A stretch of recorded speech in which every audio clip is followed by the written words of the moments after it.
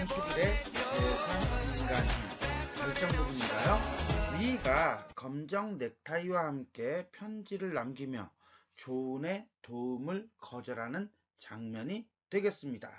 이 작품은 문학의 삶의 가치를 두고 있던 인물들이 6.25 전쟁, 자 이게 외부적 환경 내지는 극한 환경 이렇게 보시면 될 것 같아요.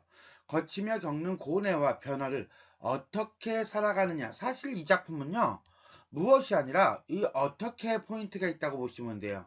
즉 6.25 전쟁이라고 하는 극한 환경 속에서 그 반응해 나가는 내지는 삶을 선택해 나가는 세 가지 유형의 인간상을 통해 주제를 드러내고 있습니다 라고 보시면 됩니다.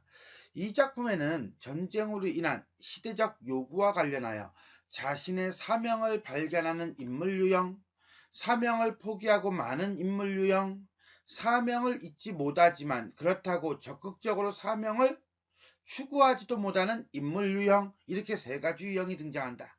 작가는 이 세 가지 삶의 유형을 통해 인간성이 황폐해지고 생존 자체가 지상 과제가 되는 비극적인 상황에서 바람직한 삶의 방향이 무엇인지에 대한 고민을 주제로 제시하고 있다라고 보시면 되겠습니다. 이튿날부터 부산에서의 새 사업 계획이 분망한 틈을 타서 분주하다는 거예요. 분주하고 매우 바쁜 틈을 타서 시간을 짬짬이 내요. 나는 미를 하루에 한 번씩 만났고, 여기서 말하는 나는 누구를 가리키는 말입니까? 그렇죠. 여기서 말하는 나는 조은이 되겠습니다. 그러면 그의 판잣집에도 그가 누가 되겠습니까? 이건 미가 되겠죠. 그죠? 의 판잣집에도 찾아가 보았네. 그 생활이라는 것이 말이 아니대. 꼼짝 못하고 누워있는 미 아버지의 얼빠진 모양, 고생 모르고 늙던 어머니의 목판 장사하는 정경. 자, 요거는 결국 뭐겠어요? 그렇죠. 전쟁이라고 하는 어떤 사회적 환경, 역사적 환경이 개인에게 미친 영향, 그 영향은 바로 뭐야? 미의 집안이 몰락하게 되었다라고 하는 거라고 보시면 되겠습니다. 나는 미의 가족을 구해야겠다는 생각이 더욱 간절했네. 도와주고 싶었던 거죠. 그러나 미와 자주 만나는 사이 처음에 순수했던 생각, 즉 진심으로 도와주고 싶었던 생각보다도 야심, 다른 마음이 더 앞섰다는 것을 고백하네. 한마디로 뭡니까? 그렇죠. 세속적으로 변해버린 조은의 모습을 확인할 수 있고요. 조은 스스로도 자신의 삶이 변했음을 인식하고 있습니다. 왜? 술과 계집이 마음대로 했던 내 생활이었던지라. 전쟁 이후 타락한 조은의 삶이겠죠. 미에 대해 밖으로 나타나는 태도도 좀 다르다고 미 자신이 눈치를 챘을 것일세. 나는 다방을 하나 차려줄 생각입니다. 다방. 이걸 이제 생계 유지의 어떤 수단으로 본다면 되겠죠. 왜 그렇게 했을까라고 하는 건 밑에 나옵니다. 자, 조은은 전쟁 전에 다방에서 재기발랄하게 이야기하던 미의 모습을 떠올립니다. 이거는 이 영상 앞에, 저 앞에 있는 거예요. 그래서 다방을 차려준다면 미가 예전의 성격으로 돌아갈 수 있을 것이라고 생각했던 거죠. 그렇다고 해서 무조건 다방을 차려줄 수는 없는 거예요. 그런데 이것이면 내 힘으로 자금이 유통이 되고, 한마디로 조은은 사업으로 큰 돈을 벌었기 때문에 내가 경제적으로 어느 정도 이 정도는 내가 커버할 수 있고, 미의 명랑성도 센스도 살릴 수 있고. 왜? 이건 지난번에 예전에 그 모습을 떠올린 거라고 보면 되겠죠. 수입 면에서도 다방이면은 수입도 괜찮을 거야 라고 생각했다는 거죠. 결국 자신의 어떤 조력 가능성, 상대방의 성격, 그 다음에 수입으로 인해서 경제적 문제를 해결할 수 있는가 라고 하는 것 등을 따져보았을 때 다방이 가장 적합했다 라고 보았던 것이죠. 이 계획을 말했더니 처음에는 그럴싸하게 듣고 얼굴에 희망이 불그레한 홍조까지 떠올리던 미였으나 갑자기 다음날 5일, 주중 월화수목금 정도가 되겠네요. 생각할 여유를 달라는 것이었네. 그러니까 처음에 그럴싸하게 듣는 것과 다음 날은 생각이 변했다 안 변했다 변했다 고민을 많이 한 거죠. 그렇다면 결과가 달라질 수도 있겠네요. 일종의 뭡니까? 복선이죠. 더 생각할 여지도 없는 일일 터인데 망설이는 것이 수상쩍었으나 그러마 하고 나는 동화극장 옆에 있는 마침 물려주겠다는 다방 하나를 넘겨받기로 하여 한마디로 계약을 했다는 거예요. 이야기가 다 되었었네. 그 닷새 되는 날이 오늘이고 정한 시간에 연락 장소인 다방에 갔더니 레지는 종업원이에요. 내민 것이 종이꾸러미였네. 자, 이 종이꾸러미. 그러니까는 와야 되는 미인은 이미 왔다 간 거야, 그치? 안 만나겠다는 거지, 그치? 그러니까 결국 이거 뭐겠어? 승낙이겠어? 거절이겠어? 거절이겠죠. 펴보고 놀라지 않을 수가 없었네. 예상했던 내용, 예상치 못했던 내용. 그렇죠. 예상하지 못했던 내용이죠. 다른 길과 달리 이때 길이라고 하는 걸 로드라고 하면 안 됩니다. 내 사명, 내 삶의 자세, 삶의 방향 이런 거라고 보시면 돼요. 간호장교이고 보니 생활 방편을 위한 것이 아니면 대뜸 짐작이 같고 그리고 보니까 편지 내용에 나는 간호장교가 되겠습니다 라는 말이 있었나 보죠. 그러니까 이 대목을 통해서 우리는 편지 내용의 일부를 예상할 수가 있는 거예요. 자, 그래서 미인은 앞에서 자신의 사명이 있어 태어난 것이라고 말하며 그 사명을 찾아보겠다고 얘기했습니다. 저 앞에서. 간호장교는 결국은 미가 선택한 자신의 소명이라고 봐야겠죠. 사명이라고 봐야겠죠. 그리고 나의 뒤통수를 때린 것은 검정 넥타이였네. 검정 넥타이 두둥.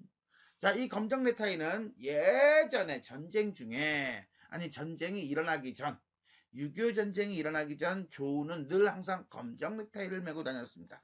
그 당시에는 문학도 순수했고 치열적이었고 정열적이었다는 거예요. 미가 기억하고 있는 모습은 바로 이 모습이었어요. 선생님 그 넥타이 멋있어요. 내가 가지고 있을게요. 그래서 미가 가져갔었어요. 그리고 난 다음에 검정 넥타이를 다시 준 거죠. 그러니까 이 검정 넥타이를 보면서 조우는 자신의 삶, 과거 순수했던 작가로서 삶을 되돌아보는 계기가 되는 거죠. 그러면 미가 첫날 밤 다방에서 사명운운했던 것은 바로 그 길을 말했던 것인가? 한마디로 뭐야? 타락한 조언을 일깨우기 위함이었던 것인가? 나는 부끄럽기 짝이 없었네. 검정 넥타이를 들고 비로소 나는 3년 동안 내가 정신적으로 타락의 길을 걷고 있다는 것을 뼈아프게 느꼈네. 그래서 나는 뭐 했어? 부끄러웠어. 왜? 뼈아프게 느꼈거든. 무엇을? 정신적으로 타락했다는 것을. 결국은 전쟁 직후 혼란한 시기, 바람직한 삶이란 어떤 삶인가? 그것은 바로 뭐예요? 사명의식을 가지고 소명의식을 가지고 순수하게 나아가는 삶이죠. 라고 하는 것을 독자에게 알려주고 싶은 거예요. 무엇을 통해서? 조은이 자신의 삶에 대해서 부정적으로 인식하는 모습을 통해서 돈 버는 게 다가 아니라는 거지요. 미가 말하는 그 사명을 찾는 길, 사명을 다하는 길을 나는 사변이라는 외적인 격동 때문에 포기하고만 거시네. 결국은 미가 준 검정 넥타이를 가지고 조은이 어떤 충격을 받았는지를 드러내고 있어요. 전쟁을 겪으면서 미는 어른이 되어 자신의 사명을 찾아 그 일을 헌신하는데 자신은 오히려 사명을 버리고 돈벌이에만 혈안이 된 속물이 되었다는 것을 얘기해주고 있다라고 보시면 되겠습니다. 가장 잘 생각하는 척하던 내가 가장 바보같이 생각했고 부박하다고 한마디로 말해서 경솔하고 어리석다고 세상 물정 모른다고 여기던 미는 사변에서 키워졌고 굳세어졌고 올바른 사람이 된 것이네. 자, 어떤 인물? 자, 조은이라는 인물과 어떤 인물? 미라는 인물. 두 인물을 뭐하고 있습니까? 대비하고 있죠. 대비함으로써 자기 자신에 대해서 어떻게 해요? 자조적인 모습을 보여줍니다. 그러면서 결국 뭡니까? 사변, 환경에 좌절하지 않고 굳세고 올바른 사람이 되는 것. 그것이 바로 작가가 생각하는 올바른 삶의 자세라고 이야기하고 있는 겁니다. 이렇게 생각하자. 나는 처냐 마냐 낭떠러지를 까마득한 벼랑을 굴러 떨어지듯 속물적으로 살아온 것에 대한 자괴감, 구르면서 걷잡으려고 한 것이 바로 친구의 구원이었네. 그래서 이 친구의 구원을 받기 위하여 자네를 찾은 것일세. 결국은 뭡니까? 조은이 석을 찾아온 이유죠. 뭔데? 부끄러움을 드러내기 위해서. 자, 여기까지. 자신의 소명과 사명감을 가지고 조은의 호의를 거절하는 이에 대한 얘기가 나오고 있습니다. 자, 서술의 내용, 서술과 내용상의 특징을 볼게요. 서술과 내용상의 특징을 보면요. 이튿날부터 부산에서 새 사업이 계획이 분명한 틈을 타서 나는 보았네 이런단 말이에요. 나는 1인칭이고요. 보았네라고 하는 거는 이건 어때요? 비격적인 어떤 구어체죠. 자, 이렇게 생각하자. 나는 구원이었네. 자네를 찾은 것은 이 때문일세. 라고 하는 거 보니까 이 나가 조은이고 자네가 석이라는 것을 안다면 이것은 조은이 석에게 이야기를 들려주는 형식이고요. 그 다음에 미의 근황에 대한 정보를 우리는 제공하고 있고요. 요 중간 내용이겠죠. 그죠? 조은이 미를 만난 후에 자책을 드러내는 부분이기도 해요. 그 다음에 조은이 석을 찾아온 이유가 제시되는 부분이기도 하다. 실질적으로 우리 지문 내지는 본문에서는요. 여기서부터 여기가 중간에 끊기고요. 그 다음에 여기까지가 쭉 이어지죠. 그러니까 이 부분을 이제는 A 해놓고서나 서술상의 특징 내지는 내용상의 특징이라고 질문을 낼 수가 있을 것입니다. 자, 지금까지 우리는 안수길의 제3 인간형 절정 부분이죠. 미희가 검정 넥타이와 함께 편지를 남기며 조은의 도움을 거절하는 장면, 그리고 조은은 이것을 여기서 어떤 부끄러움과 자괴감을 느끼고 나를 찾아와서 자신의 심정을 토로하고 있습니다. 지금까지 내용이 도움이 되셨다면 좋아요와 구독 버튼 눌러주시고요. 알람 설정 부탁드리겠습니다. 수고하셨습니다.